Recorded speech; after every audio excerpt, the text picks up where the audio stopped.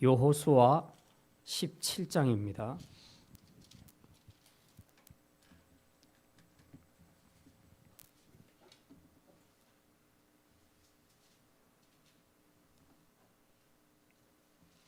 여호수아 17장 14절부터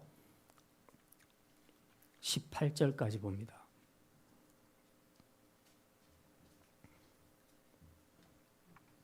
요셉 자손이 여호수아에게 말하여 이르되 여호와께서 지금까지 내게 복을 주심으로 내가 큰 민족이 되었거늘 당신이 나의 기업을 위하여 한 제비 한 분깃으로만 내게 주심은 어찌함이니까 하니 여호수아가 그들에게 이르되 내가 큰 민족이 되므로 에브라임 산지가 내게 너무 좁을진대 브리스 족속과 르바임 족속의 땅 삼림에 올라가서 스스로 개척하라 하니라. 요셉 자손이 이르되 그 산지는 우리에게 넉넉하지도 못하고 골짜기 땅에 거주하는 모든 가나안 족속에게는 벳사안과 그 마을들에 거주하는 자이든지 이스라엘 골짜기에 거주하는 자이든지 다 철병거가 있나이다 하니 여호수아가 다시 요셉의 족속 곧 에브라임과 므낫세에게 말하여 이르되 너는 큰 민족이요 큰 권능이 있은즉 한 분깃만 가질 것이 아니라 같이 읽습니다.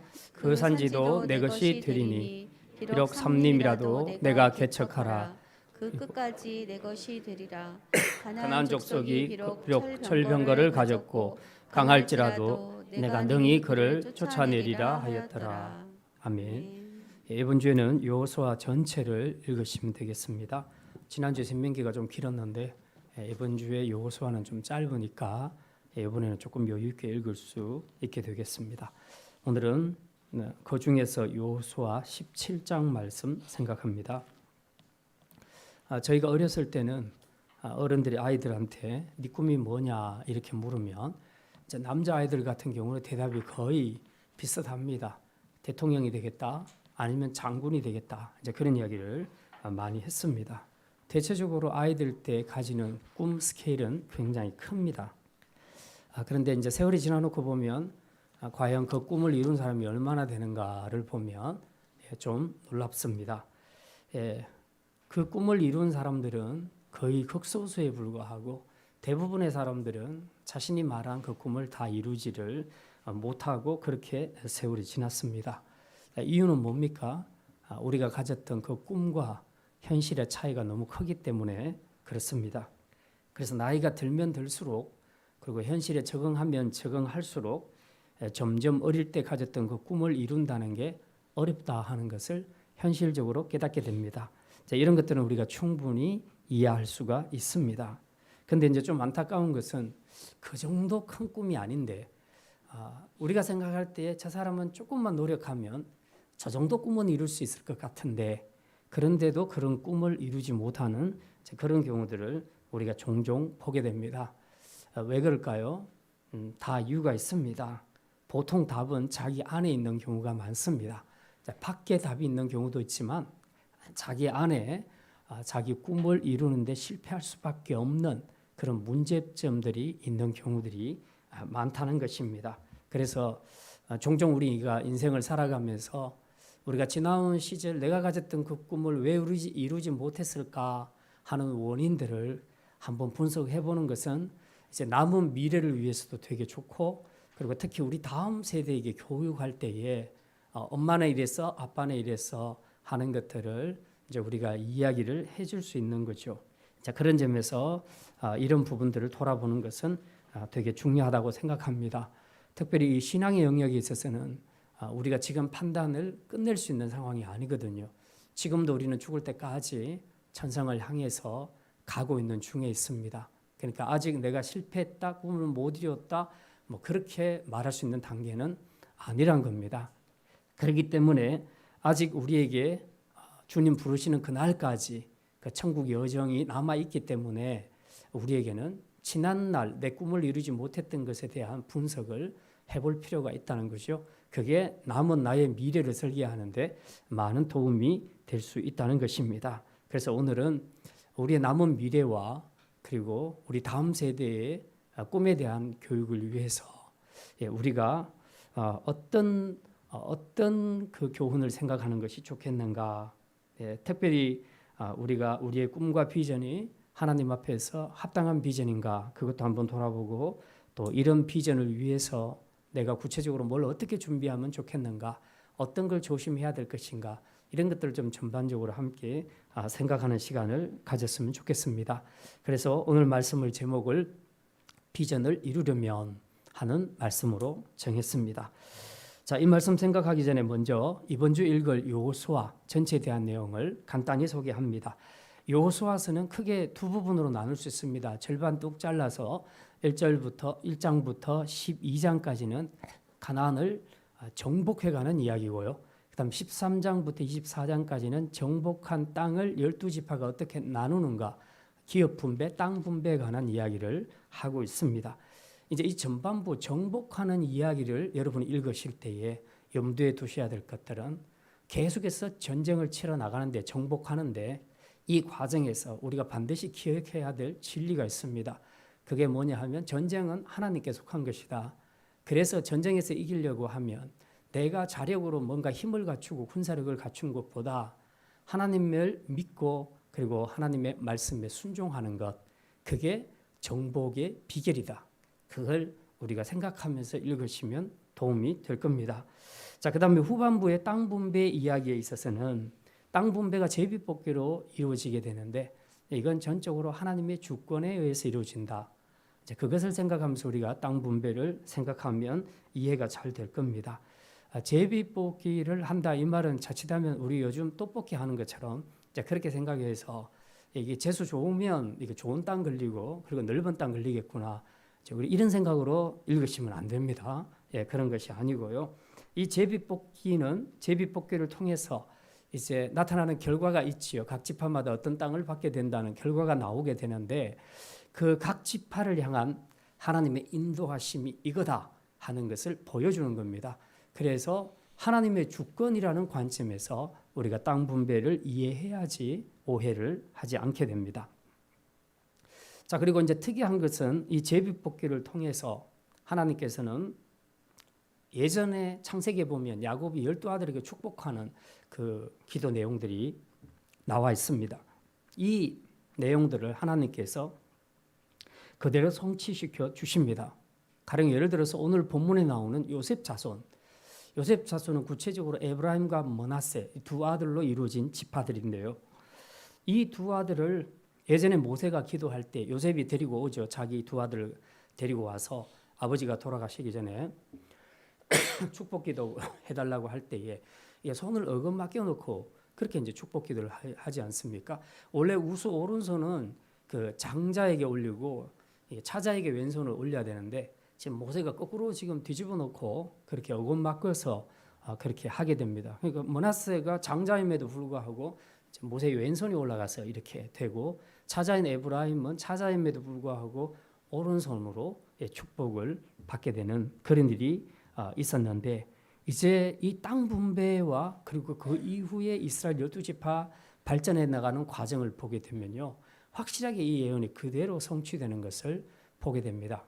그래서 에브라임과 므낫세가 다른 지파들보다 두 몫을 차지하는 축복도 있지만 그 중에서도 특별히 에브라임 지파, 동생인 에브라임 지파가 형 므낫세 지파를 능가하는 나중에 북이스라엘을 대변하는 에브라임 지파는 곧 이스라엘 지파라고 그렇게 그 상용해서 사용해도 될 만큼 그렇게 강력한 힘을 자랑하게 됩니다. 지금도 이 오늘 본문 기준으로 보면 유다 지파 다음으로 강력한 것이 에브라임 지파다 하는 것을 이제 여러분이 여호수아서를 다 읽어보면 이제 그런 것들을 느끼게 됩니다. 자, 어쨌든 이제 우리가 이런 내용을 가지고 그 땅 분배에 관한 이야기를 읽으시면 여호수아를 잘 이해하실 수 있게 되고요. 이제 이것들을 다 기억하면서 진짜 중요한 한 가지가 있습니다. 여호수아서를 읽을 때 뭘 기억해야 되는가?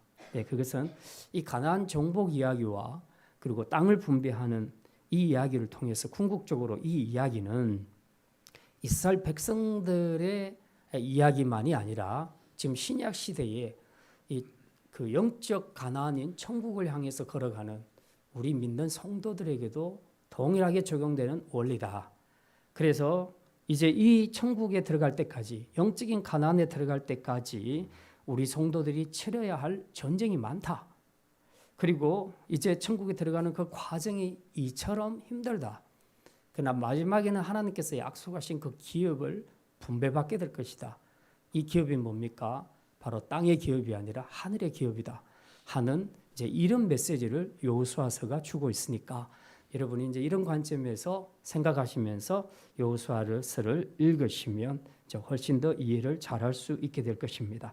자, 그럼 이제부터 천국의 기업 분배라는 비전을 이루기 위해 우리 성도들이 명심해야 할 원리가 무엇인지 우리 함께 말씀을 생각하도록 하겠습니다. 첫 번째 말씀입니다. 첫 번째 말씀은 감사와 자족의 마인드를 가져야 합니다. 한번 따라합시다. 감사와 자족의 마인드를 가져야 합니다. 비전을 이루려면, 천국 기업을 얻는 이 비전을 이루려면 감사와 자족의 마인드를 가져야 한다. 오늘 본문의 내용 우리가 짧게 봤습니다만 사실 그 앞부분도 같이 봐야지 이해를 잘 할 수가 있습니다. 배경은 이런 겁니다. 12지파에 대한 땅의 분배가 진행되는데 모두 이제 이 제비뽑기를 통해서 이루어진다고 했습니다. 근데 제비 뽑아서 이제 땅을 받게 될 그 땅들은 일단 정복한 땅은 맞고요. 그리고 부분적으로는 미정복한 땅들도 있습니다. 그 무슨 말인가 하면 아직도 그 가나안 족속들이 남아 있는 땅이 있다는 거죠. 근데 그 땅도 편의상 지도를 그어서 이제 다 이렇게 이스라엘 12지파에게 나눠 줘야 된다는 것이죠. 우리 지도 잠깐 올려주시길 바랍니다. 그래서 정복한 땅과 정복하지 않은 땅 그런 것들을 다 포함하고 있기 때문에 만약에 미정복한 땅은 어떻게 할 것인가? 그런 땅들은 일단 땅을 먼저 받습니다. 아직 그 땅을 소유하지는 않았지만 약속을 받는 거죠. 받고 그 다음에 각 지파가 알아서 자기 지파 영역 안에 있는 가나안 족속들은 자기 힘으로 물리쳐라 그런 얘기입니다. 지금 그런 의미에서 땅을 분배하는 것이죠. 12지파의 땅 분배에서 좀 특이한 것이 하나 있다면 레위 지파는 제외된다는 것입니다. 하나님은 레위 지파에게 기업을 받게 하지 못하는 대신에 하나님께서 그들의 기업이 되어 주시겠다 그렇게 말씀합니다.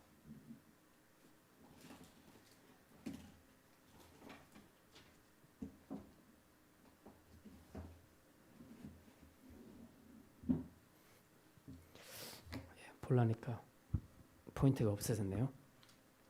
자, 지도를 잠깐 보겠습니다. 레위 지파는 여러분이 아무리 찾아봐도 글자를 찾아볼 수가 없어요. 그런데도 불구하고 12지파가 되어 있어요. 이것을 우리가 설명을 해야 됩니다. 레위 지파는 하나님이 땅 분배에서 제외시켜 버렸습니다. 그 이유는 너희는 세상의 땅, 세상 기업 가질 이유가 없어. 내가 너희들의 기업이 될 거야. 대신에 너희들은 나를 위해서 성전에서만 봉사해. 하나님 나라 일만 하라는 겁니다. 그러면 내가 너희들의 기업이 돼서 먹을 거 다 해결해 주겠다.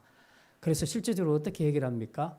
남은 11지파들이 낸 11조를 갖고 이제 레위 지파가 먹고 살게 되지요. 자, 어쨌든 땅 분배할 때 레위 지파는 없어져 버렸습니다. 그러면 몇 지파가 남아요? 11지파가 남죠.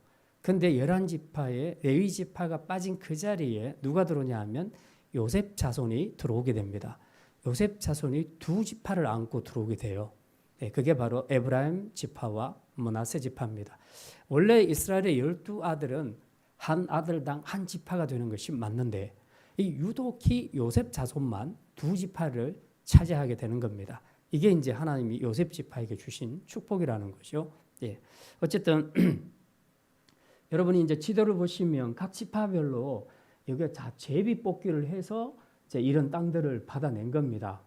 이 지도는 성경 일독하신 분들은 이제 눈에 익숙할 겁니다. 자, 이 지도를 우리가 보시면서 잠깐 생각하도록 하겠습니다. 자, 문제는 이 요셉 자손이 두 지파로 인정을 받긴 받았는데 제비 뽑기 할 때는 하나로 인정을 해줬다는 겁니다. 두 지파로 두 번 제비 뽑기를 하는 게 맞지요. 요셉 자손에서는 두 지파를 받았으니까. 근데 여호수아가 그렇게 하지 않고 하나로 간주해서 너희들은 합쳐서 하나만 뽑아. 이제 그렇게 된 겁니다. 그래서 지금 여기 에브라임이 있죠. 에브라임과 므낫세 왼쪽입니다. 예, 저거 두 개 합친 것이 제비뽑기 하나를 통해서 요셉 자손이 받게 된 땅이에요. 그리고 이제 받고 난 다음에 자기들끼리 나눈 겁니다. 에브라임과 므낫세가 나누어서 이제 저런 모양이 된 겁니다. 자, 근데 잘 보시면 므낫세 지파가 저 오른쪽에도 있죠. 요단강 동편에도 있지요. 옛날에 이스라엘 백성들이 이 밑에서 올라와서 요단강을 건너서 가나안에 들어가기 전에 이 오른쪽 땅을 정복을 했지 않습니까? 정복을 했을 때에 므낫세 반지파, 갓 지파, 르우벤 지파가 땅을 보니까 이게 목축업하기 너무 좋다. 그래서 우리는 안 건너가고 여기 있겠다. 그렇게 했었죠. 이제 그때 므낫세 지파 중에 반 지파가 여기 이 땅을 자리 잡게 되는 겁니다. 땅 크기가 보면 되게 크죠. 그 다음에 오늘 본문에 나오는 요셉 자손이 한꺼번에 받은 므낫세와 에브라임 지파 땅도 보십시오. 이 전체 이스라엘 12지파 땅을 놓고 봤을 때는 굉장히 큽니다. 지금 그런 상황이에요. 자, 그런데 오늘 본문부터 이제 14절부터 나오는 17장 14절부터 나오는 내용을 보면 여호수아는 제비 뽑기로 해서 다 이제 요셉 지파에 대한 분배는 다 끝났다고 생각을 했는데 이 에브라임 지파, 므낫세 지파 사람들이 여호수아를 찾아오는 겁니다. 찾아와서 막 흥분하면서 이제 따지는 겁니다. 그 내용이 14절에 나와 있습니다. 14절 말씀 우리 같이 읽겠습니다. 요셉 자손이 여호수아에게 말하여 이르되 여호와께서 지금까지 내게 복을 주심으로 내가 큰 민족이 되었거늘 당신이 나의 기업을 위하여 한 제비 한 분깃으로만 내게 주심은 어찌함이니까. 하니. 예, 여기 그 요셉 자손이 자신들이 지금 하나님께 큰 복을 받은 민족이다, 큰 민족이다 이제 그렇게 말하잖아요. 이게 무슨 말입니까? 아까 말씀드렸던 원래는 한 지파인데 두 지파 몫을 받았다. 예, 이게 큰 민족을 이루었다 그런 얘기입니다. 그래서 하나님이 이들에게 복을 주신 것을 이들이 어느 정도 인지하고 있다는 것을 우리가 알 수 있습니다. 자, 이제 그렇다면 이게 누가 봐도 불공평하지요. 예, 12아들 중에 나머지는 다 한 아들당 한 지파인데 왜 이들만 두 지파를 가져갔냐? 다른 지파들이 생각할 땐 좀 불공평하게 볼 수 있죠. 그런데 이 사람들은 그게 아니고요. 이렇게 하나님 앞에 큰 축복을 받았음에도 불구하고 하나님 앞에 감사하지 않습니다. 감사하기는 그냥 뭐라고 합니까?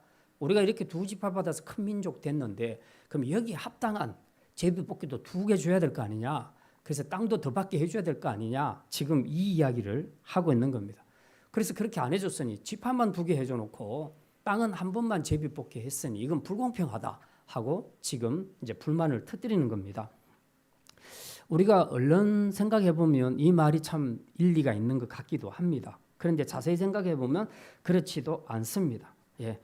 이 지도에서 여러분이 보시는 것처럼 요셉 지파가 가진 이 므낫세와 에브라임 지파 오른쪽 빼고요. 이 왼쪽만 봐도 굉장히 큰 땅을 차지했던 것을 알 수 있습니다.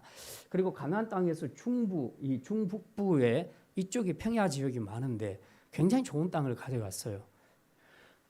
거의 유다 다음으로 이 요셉 지파는 굉장히 좋은 땅 그리고 큰 땅을 가져갔다 하는 것을 알 수 있습니다. 자, 그런데 실제로 이제 각 지파별로 이 인구수에 비례해서 땅을 얼마나 가져갔는가를 보게 되면 이게 잘 설명이 안 될 정도로 요셉 자손들은 큰 땅을 받았다 하는 것을 알 수 있습니다. 당시에 에브라임 지파가 숫자가 32,500명 그리고 므낫세 지파가 52,700명입니다. 합치면 85,200명 정도 돼요. 그 숫자가 이 두 땅을 차지한 겁니다. 지금. 자, 그런데 이쪽에 므낫세가 또 있잖아요. 그러니까 여기까지 다 합쳐서 그렇다는 겁니다. 그러니까 이쪽에 와 있는 숫자가 한 3만 명이라는 것을 빼면 실제로 여기 이 땅은 5만 한 3천 명 정도가 이 땅을 차지하게 된 거죠. 그런데 다른 지파는 어떠냐? 뭐 단 지파나 이사갈 지파나 이런 지파들은 보면요. 한 지파당 6만 4천 명이에요. 그러니까 이들 5만 4천 명, 이 땅을 둘이서 5만 4천 명 차지한 것보다 훨씬 더 그들은 숫자도 많은데 작은 땅을 차지하고 있다는 겁니다. 이 단을 보세요. 작잖아요. 그죠? 이사갈도 얼마나 작습니까? 근데 저들 숫자가 얘네들 둘이 합친 것보다 인구가 훨씬 더 많다는 거예요. 그런데 여기서 또 제비뽑기해서 또 가져가겠다면 이거는 너무 욕심이라는 거죠. 예. 진짜 하나님 앞에 큰 거 받았는데 감사할 줄도 모르고 또 약한 지체들은 생각도 안 하고 그냥 난 큰 민족이니까 그냥 거기에 합당하게 내가 더 받아야 돼. 지금 이제 이런 주장을 하고 있습니다. 이제 큰 자일수록 이제 지도 내리셔도 되겠습니다. 큰 자일수록 또 가진 자일수록 약한 자들에게 베풀고 살아야 하는데 오히려 가진 자가 더 많이 가지려고 하는 이런 모습들이 이들에게도 보이고 요즘 우리가 살고 있는 데서도 많이 보고 있습니다. 진짜 우리가 생각할 때는 저 정도로 살면 진짜 전혀 염려 없이 살 것 같은데 더 가지려고 그렇게 부자들이 더 가지려고 그렇게 남을 속이고 노동자들을 학대하고 그렇게 하는 사람들을 우리가 자주 보게 됩니다. 지금 요즘 우리 사회에서도 노블리스 오블리제라는 말이 있습니다.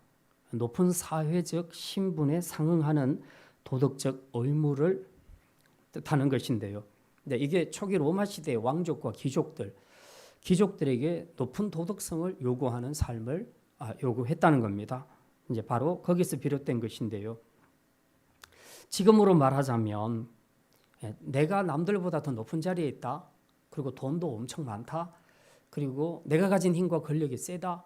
그런 사람이 말하자면 노블리스입니다. 귀족층이죠. 그런 사람들이 더 약한 사람들을 위해서 돕고 사랑으로 베풀고 사회 공동체에 자기가 가진 것들을 환원시켜줘서 함께 더불어 살도록 해주는 이런 일을 하는 것. 이게 진짜 노블리스 오블리제라. 바로 이제 그런 얘기죠.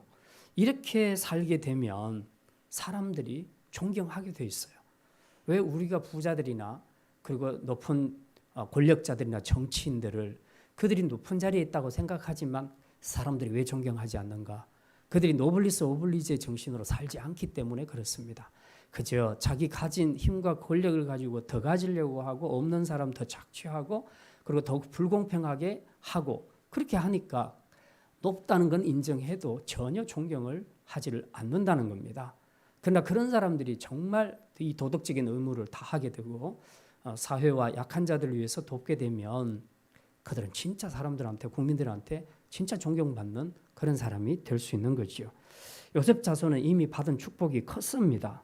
땅의 크기도 그렇고 땅의 비옥함도 그렇고 또 한 지파인데 두 지파가 되었다는 것도 그렇고 이 모든 것들을 다 우리가 생각할 때에 다른 지파에 비해서 요셉 지파는 진짜 곱배기 축복을 받았다. 우리가 충분히 그렇게 생각할 수 있습니다. 그런데도 불구하고 그들은 자족하거나 하나님께 감사하기는커녕 오히려 내가 큰 민족이니 거기에 상응하는 더 많은 것을 내놔 하고 이렇게 요구를 한다는 사실입니다. 왜 이런 일이 생깁니까? 기업 분배를 무조건 땅만이 차지하는 걸로 오해했기 때문입니다. 그리고 하나님 앞에 자신이 받은 은혜를 잊었기 때문에 이런 오류를 범하게 되었다는 사실입니다. 어떤 아이가 동전 500원짜리를 갖고 놀다가 잃어버려서 막 울었습니다. 근데 지나가는 아저씨가 그걸 보고 묻습니다. 야, 꼬마야, 너 왜 그렇게 서럽게 우냐? 그랬더니 사실은 내가 500원짜리 동전을 갖고 있었는데 저 하수구에 빠뜨려 버렸어요.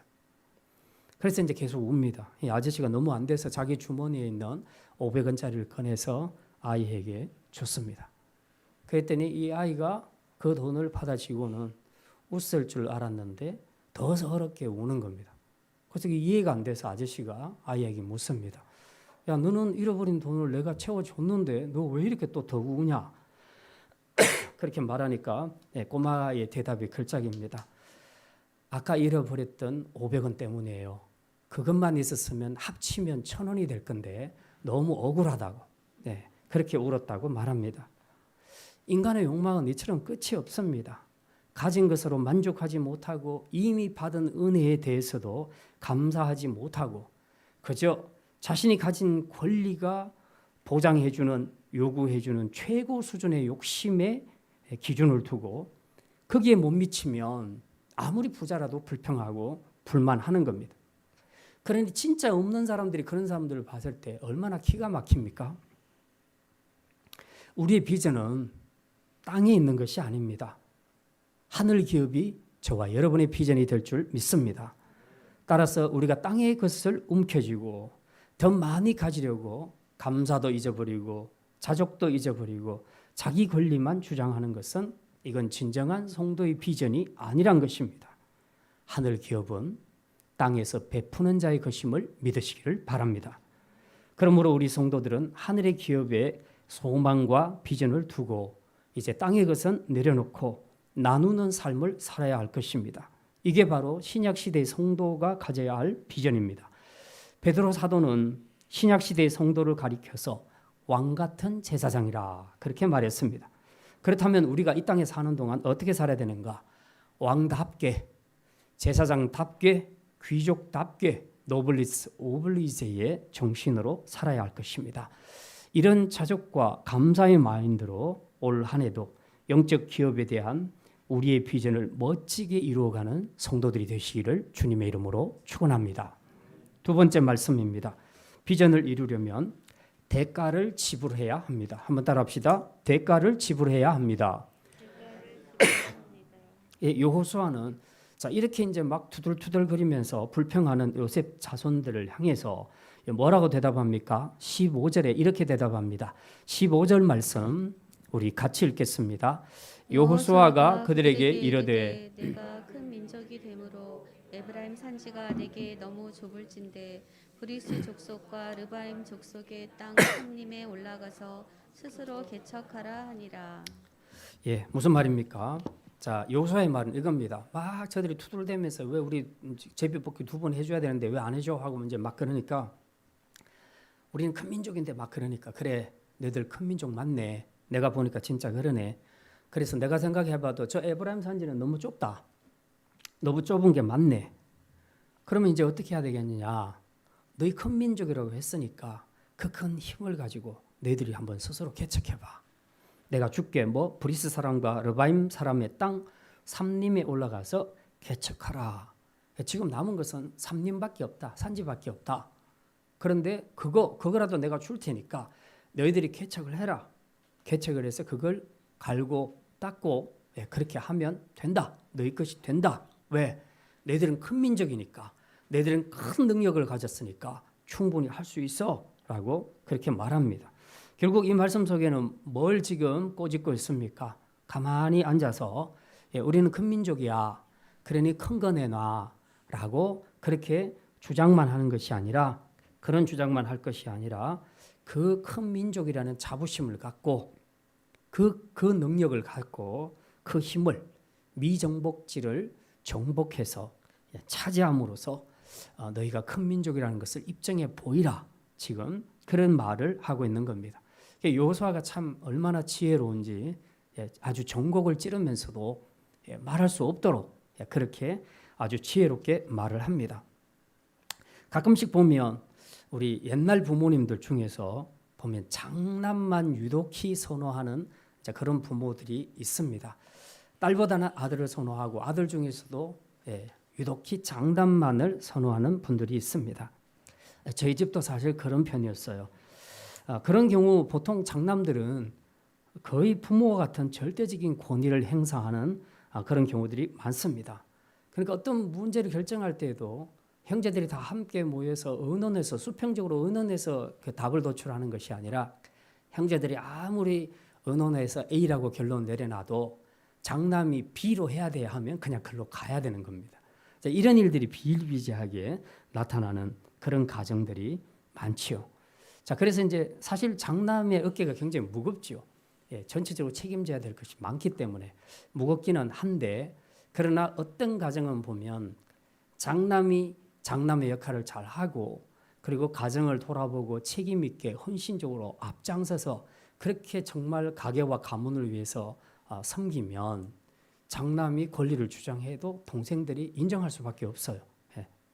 그런데 어떤 가정은 그게 아니고 장남이 자기가 해야 할 일은 제대로 하지 않으면서 뭘 차지하는 것에 있어서만 내가 장남이다. 그러니까 내가 더 가져가야 돼라고 주장하는 이제 그런 사람들이 많이 있다는 겁니다. 이제 그게 문제를 일으키게 되는 것이죠. 지금 이 요셉 자손들은 두 지파로 인정을 받았고 인구수도 그렇고 그리고 넓은 땅과 능력까지 갖추는 이런 축복을 하나님께로부터 받았습니다. 본인들이 인지하고 있어요. 그걸 하나님이 복을 줘서 우리가 이렇게 큰 민족이 되었다라고 고백하는 걸 보니까 본인도 알고 있습니다. 자, 근데 문제는 거기서 이 사람들은 그 자부심, 우리는 하나님께 복받은 큰 민족이야 하는 자부심 가지고 자랑만 했지 그 능력을 가지고 개척할 생각은 하지 않았다는 것이 문제였다는 겁니다. 그래서 여호수아는 이들에게 에브라임 산지가 좁다면 너희가 가서 스스로 개척하라. 비록 산림일지라도 산림, 나무만 심겨진 그런 산이라 할지라도 아쉬운데 너희들이 올라가서 개척하라. 그렇게 말합니다. 그러니까 큰 민족이랍시고 가만히 앉아서 그냥 땅만 그저 먹을 생각하지 말고 너희 힘으로 직접 들어가서 이 산림을 잘 가꾸어서 개간해서 초지를 만들고 옥토밭을 만들어라. 그렇게 말하고 있습니다. 그러니까 가만히 앉아서는 어떤 기업도 얻을 수 없다 하는 이 원리를 지금 제시하고 있어요. 그래서 여호수아는 요셉 자손은 물론이고 이 스스로 개척하라는 이 원리를 요셉 자손에게 적용함으로써 요셉 자손은 말할 것도 없이 나머지 11지파도 모두가 다 이제부터는 스스로 자기 삶의 터전을 닦아 나가야 한다, 개척해야 한다 하는 이 원칙을 분명하게 보여주고 있습니다. 노력하기 싫은 자는 아무것도 바라지 말라는 거죠. 그렇습니다. 우리가 꿈이든 비전이든 가지는 것은 자유입니다. 하지만 그 꿈과 비전이 공짜로 저절로 이루어지는 것은 아니라는 겁니다. 그걸 얻는 데는 거기에 상응하는 대가 지불이 있어야 한다는 겁니다. 요셉 자손의 문제는 뭡니까? 자신들이 두 지파로 큰 민족이 되었으니 마땅히 큰 땅을 차지해야 된다는 욕심의 비전은 있었는데 그 비전을 성취하기 위한 대가 지불은 하려고 하지 않는다는 겁니다. 꿈과 비전을 가졌다고 해서 모든 사람이 다 꿈과 비전을 실현해내는 것은 아닙니다. 비전을 실현하는 사람은 반드시 대가를 지불하는 사람들입니다. 우리가 그 비관한 예로 모세를 들 수 있습니다. 모세는 자기 민족을 애굽에서 구해내고자 하는 그런 큰 비전을 가지고 있었습니다. 그리고 그는 그 비전을 위해서 기꺼이 뭘 내려놓습니까? 애굽의 바로 공주의 아들이라는 이 부귀영화를 다 내려놓게 됩니다. 오늘날 운동선수들이 자기 나름대로의 특별한 기술을 개발하기 위해서 아주 무섭도록 자기 극복 훈련을 하는 그런 선수들이 많습니다. 우리가 잘 아는 손흥민 선수도 그러고 그 외 유명한 선수들 보면요, 남들과 똑같이 훈련하지 않습니다. 훈련하고 자기 시간 따로 빼서 새벽에 일어나서 또다시 연습하는 이제 그런 선수들이 굉장히 많습니다. 무슨 얘기입니까? 그 꿈과 비전은 모든 스포츠 선수들이 다 가지고 있어요. 다 똑같이 가지고 있는데 이게 그냥 똑같이 행동해서는 그걸 취할 수 없는 겁니다. 그러니까 거기에 대한 대가 지불을 누가 더 많이 하느냐에 따라서 이제 결과가 달라지게 되는 것이죠. 우리도 마찬가지입니다. 하늘의 기업을 얻는 일에는 땅의 기업을 포기하는 대가 지불이 필요하다는 것입니다. 하늘의 기업도 없고 땅의 기업도 없고 이럴 수는 없다는 거예요. 하나를 얻으면 하나는 내려놔야 된다. 그런 수고도 노력도 없이 그저 머릿속으로 비전의 땅만 그리는 것. 하루에도 이거는 몇십 채 집도 지을 수 있죠. 그런 것들은 다 무의미하다는 겁니다. 그런 바람과 상상만으로는 단 한 평의 땅도 얻을 수 없다. 우리가 분명히 노력하고 수고하는 것이 필요하다는 겁니다. 이 땅에 많은 학생들과 그리고 특별히 우리 청년들이 비전에 관한 이야기를 할 때에 어릴수록 거창하고 웅장한 비전을 말합니다. 그 비전 자체는 절대 나쁜 것이 아니고 잘못된 것도 아닙니다. 하지만 그 비전을 위한 노력을 하지 않는다면 그건 비전이 아니라 어느 날인가 허황된 꿈으로 전락해버린다는 사실을 우리는 기억해야 합니다. 결국 비전을 실현하기 위해서 비전을 내 것으로 만들기 위해서는 거기에 상응하는 대가 지불을 해야 한다는 사실입니다. 그러므로 이제부터는 우리가 이제 말만 하지 말고 스스로 노력하는 성도가 되어야 합니다. 내 입에 맛있는 게 들어오기를 원하지만 내가 게을러서 젓가락질 안 하고 가만히 있으면 누가 내 입에 넣어주지 않습니다. 근데 많은 경우는 우리가 입만 벌리면 누군가가 나에게 맛있는 걸 넣어주기를 기대하는 그런 사람들이 있다는 겁니다. 이렇게 해서는 아무것도 차지할 수가 없습니다. 내가 수고를 해야 내 젓가락을 들고 내가 먹어야 내 입에 들어올 수 있는 거죠. 이제 마태복음 13장에 보면 천국에 대한 비유가 나오는데 그중에 진주 장사 비유가 나옵니다. 진주 장사는 좋은 진주를 찾아내서 그것을 자기가 매입을 했다가 나중에 소비자에게 팔 때 더 많은 이익을 붙여서 파는 장사를 이야기하죠. 어느 날 이 진주 장사가 찾다가 정말 진귀한 진주를 발견하게 됩니다. 그래서 자기 집에 있는 재산을 다 팔아버렸어요. 그리고 그 진주를 사게 되었다. 그렇게 얘기합니다. 왜 그렇습니까? 자기 집을 팔아도 될 만큼 이 진주의 가치는 자기 집의 가치를 능가하기 때문에 그렇다는 거죠. 그러니까 우리가 모든 경제 행위, 모든 소비 행위의 가장 키 포인트는 뭡니까? 내가 돈을 지불하는 것보다 내가 살려고 하는 가치가 더 크면 우리는 기꺼이 그것을 내놓는다는 거죠. 그런데 그게 약하면 우리는 절대 안 사죠. 더 싼 데를 찾는 거죠. 그래서 가성비 이야기 하는 거 아닙니까? 자, 이 진주 장사는 바로 천국이 가지고 있는 가치를 알았다는 거죠. 그러니까 이거 알고 나니까 집 다 팔고 그걸 사도 좋겠다는 그런 확신이 든 겁니다. 이게 뭡니까? 하늘의 것을 위해서 땅의 것을 기꺼이 내놓는 대가 지불이라는 것이죠. 이제 우리 안에 어떤 비전이 있는지, 그리고 특히 영적으로 하늘 기업에 대해 우리가 어떤 비전을 가지고 있는지 우리가 한번 생각해 봤으면 좋겠습니다. 어떤 비전이건 간에 하나님 앞에서 내가 가진 비전이 옳은 비전이라고 생각한다면 이제 그 비전의 성취를 위해 우리의 모든 것을 걸고 지불할 수 있는 그런 믿음의 결단을 해야 합니다. 그래서 새해에는 우리 모든 성도들이 특별히 우리 꿈과 비전을 가진 우리 청년들과 학생들이 이 대가 지불, 수고와 노력을 통해 비전의 성취를 보는 복된 한 해가 되기를 주님의 이름으로 축원합니다. 마지막 세 번째 말씀입니다. 영적 싸움을 두려워 말고 믿음으로 전진해야 합니다. 한번 따라합시다. 영적 싸움을 두려워 말고 믿음으로 전진해야 합니다. 뭘 위해서? 비전을 이루기 위해서는 그래야 된다는 겁니다. 자, 비전을 성취하는 것은 저절로 되는 것도 아니고 쉬운 일도 아닙니다. 왜 그렇습니까? 비전을 이루어가는 과정에는 반드시 넘어야 할 산이 있고 또 방해물, 장애물들이 있기 마련입니다. 16절 말씀, 16절 말씀, 우리 어떤 장애가 있는지 우리 같이 읽겠습니다. 요셉 자손이 이르되 그 산지는 우리에게 넉넉하지도 못하고 골짜기 땅에 거주하는 모든 가나안 족속에게는 벳산과 그 마을들에 거주하는 자이든지 이스라엘 골짜기에 거주하는 자이든지 다 철병거가 있나이다 하니. 요셉 자손들은 여호수아로부터 스스로 개척하라는 말을 듣고 어떻게 반응합니까? 그러네, 우리가 개척하면 되겠네, 이렇게 반응했어요. 그렇게 하지 않습니다. 여기 16절에 보니까 아주 이런저런 변명을 막 나열하고 있습니다. 그 산지는 우리에게 넉넉하지도 못하고 그리고 그 골짜기에 거주하는 족속에게는 철병거가 있다. 철병거가 있다. 이게 무슨 뜻인지 아십니까? 이때는 청동기 문화에서 철기 문화로 바뀌는 과도기에 있었습니다. 그래서 어떤 나라, 빠른 나라들은 철기를 수입을 했고 이스라엘 같은 경우는 아직 청동기 문화입니다. 그러니까 무기가 달라요. 그러니까 이들은 철기 문화를 지금 막 시작한 나라들입니다.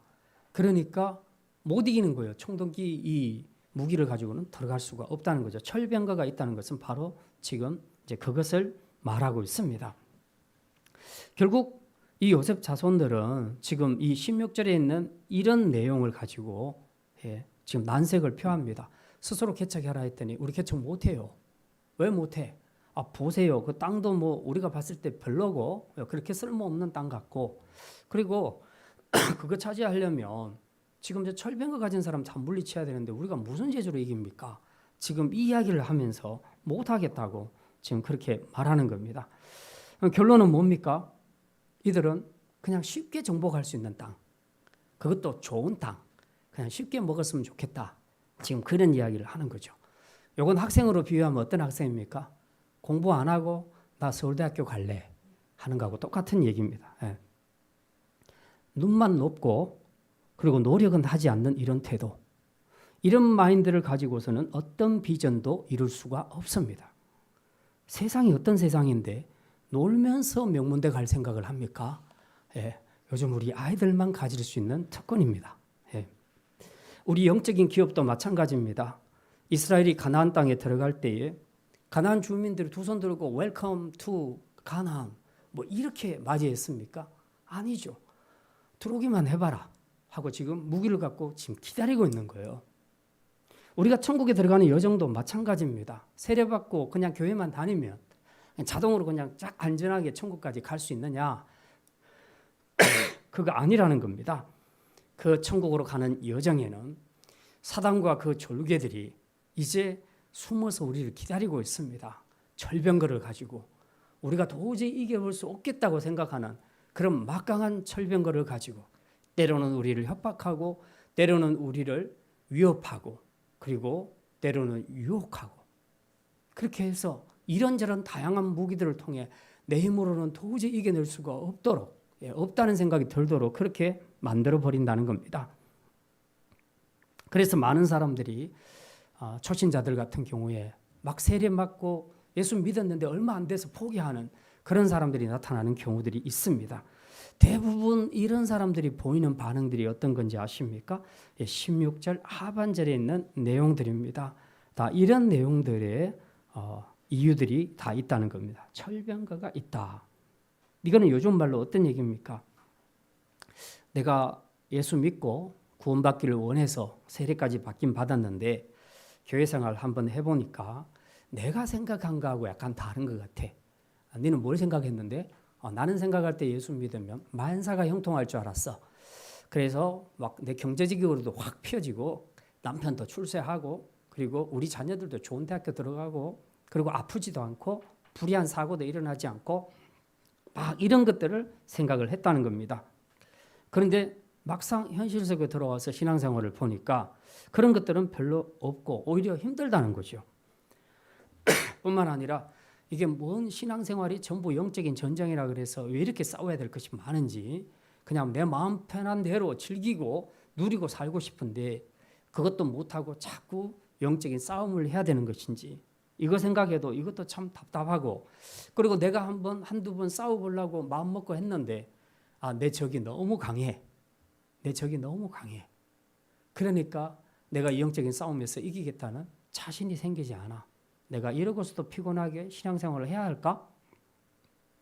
라는 생각이 들면서 스스로가 포기해버리는 겁니다. 그래서 이 요셉 자손이 말했던 것처럼 그래 그 땅은 개척하라 했지만 내가 볼 때 개척할 별로 가치도 없어. 땅이 쓸모없어. 그리고 그거 얻으려고 내가 지금 철병거 가진 사람하고 싸워야 되겠어?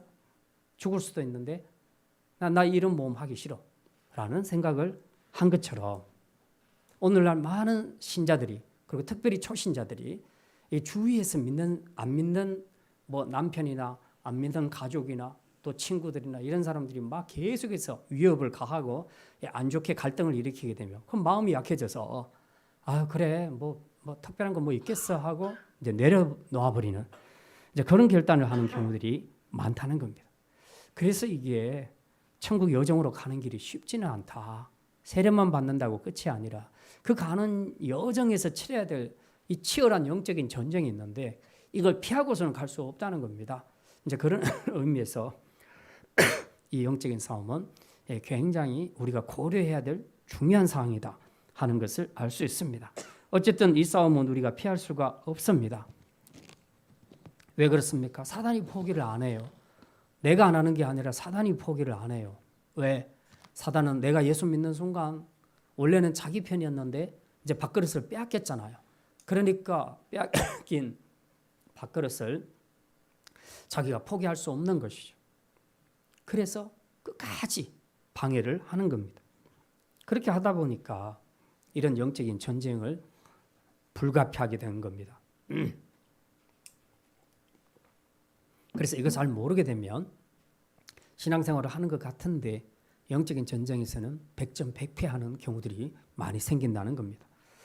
자, 그러면 이제 우리가 이런 영적인 전쟁의 위험을 알고 상대는 철병거를 가지고 있는 그런 무시무시한 사단의 세력인데 우리가 그러면 어떻게 이길 수 있겠는가? 답을 찾아야 되겠죠? 이 답이 오늘 여기에 나와 있습니다. 여호수아의 말이 우리에게 답이 될 것입니다. 우리 17절과 18절 말씀 같이 읽겠습니다. 여호수아가 다시 요셉의 족속 곧 에브라임과 므낫세에게 말하여 이르되 너는 큰 민족이요 큰 권능이 있은즉 한 분깃만 가질 것이 아니라 그 산지도 내 것이 되리니 비록 삼림이라도 내가 개척하라 그 끝까지 내 것이 되리라. 가나안 족속이 비록 철병거를 가졌고 강할지라도 네가 능히 그를 쫓아내리라. 자, 이 두 구절에서 여호수아는 요셉 자손에게 이기는 비결을 이야기하는데 두 가지를 일깨워줍니다. 첫째, 너희가 누구냐? 이스라엘의 요셉 자손의 정체성을 일깨워줍니다. 뭡니까? 너는 큰 민족이요 큰 권능을 가졌다. 요셉 자손을 큰 민족으로 만드신 분이 누구십니까? 하나님이지 않습니까? 그리고 그분이 큰 권능을 가지고 있지요. 그러니까 요셉 자손은 하나님을 믿으면 하나님의 그 크신 능력이 자기의 것이 되는 겁니다. 그래서 전쟁에서 이길 수 있다는 거죠. 그러니까 두려워 떨 필요가 없다는 겁니다. 두 번째는 뭡니까? 믿음으로 승리할 수 있다는 것을 일깨워 줍니다. 여기 보면 18절에 그들이 철병거를 가졌고 강할지라도 너는 능히 쫓아낼 수 있다. 자, 이 구절을 우리가 읽으실 때요, 이게 긍정의 마인드, 이것을 많이 강조하시는 분들이 있습니다. 진짜로 그렇게 보입니다. 너는 그들이 철병거를 가졌고 강해도 너는 능히 쫓아낼 수 있어. 요즘 말로 너는 할 수 있어. You can do it. 용기를 가져. 될 거야. 된다고 믿으면 돼. 근데 이게 긍정의 말이 아니에요. 성경은 긍정의 말을 가지고 우리에게 교훈하지 않습니다. 긍정의 말이 필요 없다거나 그리고 효율적이 않다는 얘기가 아니에요. 성경은 우리에게 긍정의 말이 아닌 믿음의 말을 준다는 것을 기억해야 합니다. 하나님을 믿음으로 의지한다면 너는 어떤 강한 자도 물리칠 수 있어, 이 말입니다. 그냥 네 안에 있는 긍정적인 마인드를 가지고 이길 수 있어가 아니고 하나님이 너와 함께 계심을 믿는다면 이 믿음은 어떤 대적도 다 이길 수 있어 하는 믿음의 말을 주고 있다고 우리가 분명히 그것을 이해해야 한다는 사실입니다. 결국 영적 전쟁에서 승리는 철병거, 강한 무기, 군사력 이런 것이 아니라 하나님을 믿는 믿음에 달려있다. 바로 하나님께 달려있다는 것을 보여줍니다. 그래서 우리는 비전을 이루기 위해 두 가지를 회복해야 합니다. 첫째는 내가 누군지 정체성을 회복해야 합니다. 우리가 누굽니까? 우리는 왕같은 제사장이요 큰 민족입니다. 권능의 하나님께서 함께 하시는 존귀한 백성입니다. 이 정체성을 우리가 깨닫고 회복한다면 우리는 어떤 영적인 전쟁에서도 담대해질 수 있음을 믿으시기를 바랍니다. 둘째는 하나님이 우리와 함께 하심을 믿고 나가는 것입니다. 이렇게 한다면 어떤 철병거를 든 강한 족속도 우리는 능히 물리치고 쫓아낼 수 있음을 믿습니다. 이제 말씀을 마칩니다. 오늘 요셉 자손, 에브라임과 므낫세 자손의 기업 분배를 통해서 진정한 하늘 기업의 비전을 이루는 비결이 무엇인가 우리가 생각했습니다. 세 가지 말씀드렸습니다. 첫째, 감사와 자족의 마인드를 가져야 합니다. 욕심 부리지 말고 이미 받은 은혜에 감사하며 우리가 오히려 더 어려운 사람과 공동체를 위해 노블리스 오블리제의 삶을 사시기를 바랍니다. 둘째, 대가를 지불해야 합니다. 세상에 공짜로 되는 것은 없습니다. 천국 부활을 발견했다면 이제 이 하늘 기업을 위해 기꺼이 땅의 것을 내려놓아야 합니다. 셋째, 영적 싸움을 두려워 말고 믿음으로 전진해야 합니다. 우리가 누군지 정체성을 깨닫고 우리와 함께 하시는 하나님을 믿기만 하면 어떤 강한 적도 물리칠 수 있음을 믿으시기를 바랍니다. 올 한 해는 이런 믿음으로 어떤 강한 대적들과도 싸워 승리함으로 하늘 기업의 비전을 이루는 복된 성도들이 다 되시기를 주님의 이름으로 축원합니다. 기도합니다.